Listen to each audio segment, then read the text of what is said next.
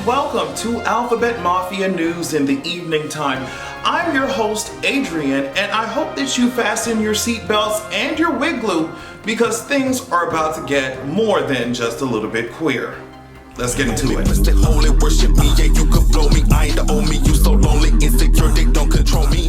Well, y'all already know what I'm going to say. Make sure that you're checking out my description box for my Patreon account, where I put up my weekly episodes, my weekly podcast episodes. You will want to get into it. Also, check my description box for my other channel, Avatar Adrian. That's where all my superhero anime, TV shows, movies, all that type of content goes. So you will want to check that channel out. Like I said, check my description box. We have a lot of stuff to cover today on Alphabet Mafia News. As I said earlier, so let's just start with this Dwyane Wade stuff. So apparently Dwyane Wade's ex came out here saying that Dwyane Wade, I'm just paraphrasing, is over here claiming that he's forcing Zaya to exist as herself or just be herself. Like claiming that he's forcing this whole gender stuff or whatever, y'all already know. And the reason why, okay, is because she's alleging that Dwyane Wade wants to make money off of Zaya.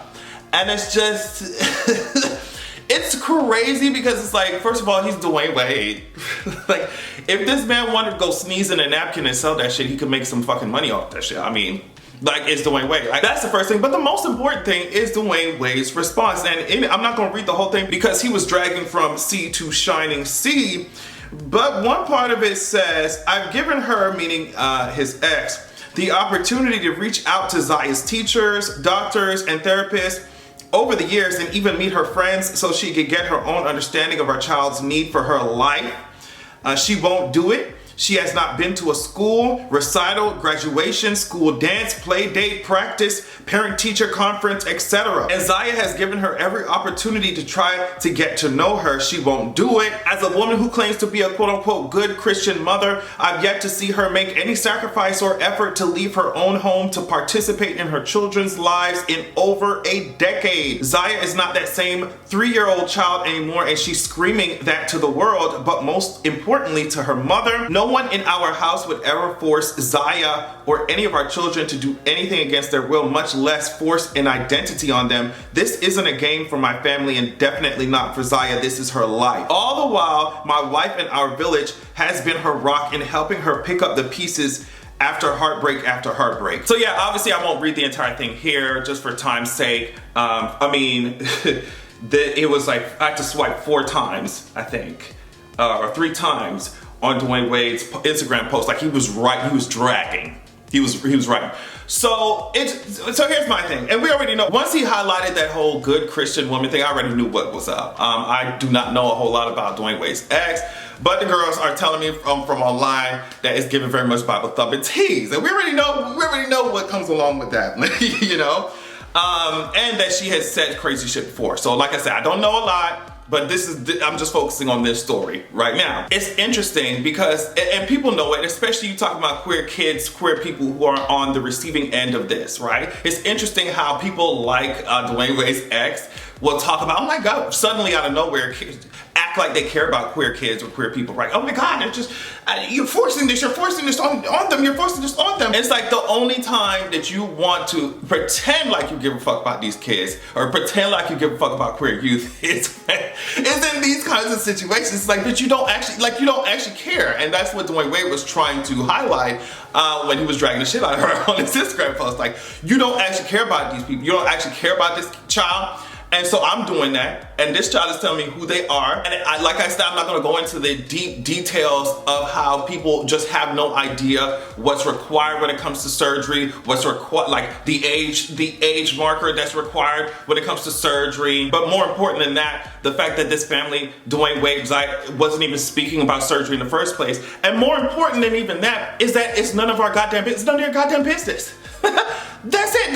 That's really it. So we're talking about identity, we're talking about gender expression, we're talking about transness. That's what we're fucking talking about, right? And Dwyane Wade's ex, even in their quote-unquote defense of Zaya, is still continuing to ignore how Zaya feels and Zaya's identity. So it's just like, Shut the hell up. That's what Dwyane said. Shut the hell up. You wasn't there. You're not doing shit. You're not around. He said this report came out while Zaya was in class. This is a kid who has maintained a 4.0 GPA in honors classes while navigating all this unsolicited and harmful attention and debates about her gender and sexuality from those who are committed to not listening to her, like Dwyane Wade's ex, much less even knowing her. So now you don't know this, you don't know this child, you don't care about this child, you don't care about this child identity, like you don't actually care. Now this person, Zaya don't even know you, and now you up here talking about, oh, it's being forced, blah, blah, blah, blah. Sit your ass down. Like, if Dwyane Wade want to make some money, Dwyane Wade can sell his fucking used sock on eBay. Like, let's be real. A lot of absent, emotionally unavailable parents make the most noise when they lose control over. That's it. And I didn't say lose a relationship. I said lose control. Okay? There's a big difference. And they're seeing right through that bullshit. He said, I will not sit on my hands this time and allow her to make a mockery of my dedication to my family. The high road has run out of real estate. My lawyer will be in contact. Best of luck to the 14th lawyer as they try to unravel this book of lies that's been sold. But yeah, I thought it was really interesting. I had to point it out, like this fake caring about queer kids that comes from these, like, especially these Bible thumping ass, like crazy cultist Christians. Like, this fake care only happens when y'all losing control or you're trying to make a disingenuous point. That's it. Like, girl, get out my face. So Tyler James Williams, fine ass, was rapping on Sway, and you should look it up. Just literally search Tyler James Williams rapping. And I was very surprised because I obviously never heard him rap before. Maybe I should have. I don't know. Did he ever rap before about people like that? Anyway, I love how he speaks anyway. So on top of that, you're like rapping about sexual activity. It's just, there's something that rose up in me, okay? Maybe rose up outside of me. Either way, I love to see that. Also, he did an interview, a whole entire like spread profile for Bustle. And he said this: I remember in the early Twitter days, there were whole threads about how ugly and unattractive I was. Now when I'm so shockingly attractive, people talk about it. But he says in a few years, it's gonna flip back. I mean, I can only imagine. That must be so bizarre to like just go from seeing some parts of the internet just talk shit about your looks the whole entire time to now seeing probably some of those same people talk about, oh my God, he's so fine, da, da, da. And I'm sorry you have to go through that, Tyler, but you're fine. Like, I don't know what to tell you. I'm very sorry. I know that's very hard to deal with, but your ass is fine and you're talented. So I'm just an observer. And since we're talking about Tyler James Williams, we saw that Cheryl Ralph Lee and a bunch of other people obviously were being cast in the Fenty show that's coming up, or I guess either happening right now or happening very soon. And so people were excited, as usual. It's the Fenty show, like. But there was news that broke, but it was from TMZ, right? And they're saying that apparently Johnny Depp will be making an appearance, being guest appearance, whatever, in the Fenty show. And when that news broke, a lot of people were pissed, understandably. But when TMZ breaking the story, I'm just like, girl, we gotta see what the tea is. Like, can we actually believe it? Is kind of what came across my head at first, but when more publications started posting it, and then on top of that, the Twitter account for the Fenty show, Fenty Savage show, whatever, ended up hiding the comments that they were getting underneath their tweets and shit. So it's just like, I don't know. So yeah, if you're wondering why Johnny Depp is like trending in the same sentence as Rihanna or Fenty or whatever, that's the reason why. A lot of people are disappointed. Makes sense. But one thing I have tried to accept for the longest time is that so many people in Hollywood, period, the music industry, period, are just gonna do what they do. And that's it. They just go, and they do not, like, they just go do what they do. So I don't know if this is true or not. It would not surprise me if it is, and that's all I'm saying. It would not surprise me if it is. There's so many of our faves, so many of the artists that are idolized, so many of the actors and these famous people, period, they gonna do what they do. They're gonna do what they do. So it's just not surprising to me. But yeah, tell me what y'all think about it though. And I'm gonna tell you what I think about the baby, even though y'all already know at this point. But the baby's acting like the reason why his career is disintegrating, like the end of Infinity War, is because, let me just read this. So the baby said, I'm not into all the conspiracy theories, this and that, until you see it really cost a nigga $100 million within a year's span. And I'm just like,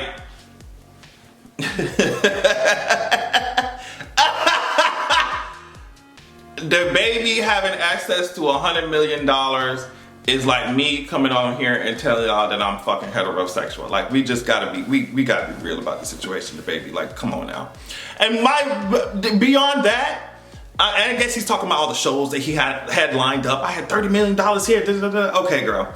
Beyond that, it's just like, I can't stand when homophobic people or racist people or whatever, the transphobic people get on here saying, oh my God, I can't believe my beliefs got my shit canceled. Bitch, are you serious? Are you gonna act like in the United States of America, there is no place, there's no audience that you could go to talk about and express and spread your racist, transphobic, whatever the fuck, homophobic views? Bitch, you're gonna tell me that the baby, if you can't find a way as a homophobic person to make some money in this fucking country, bitch, that ain't our fault. Bitch, you look around, it be homophobes and transphobes everywhere, bitch, and they ready to give y'all coin.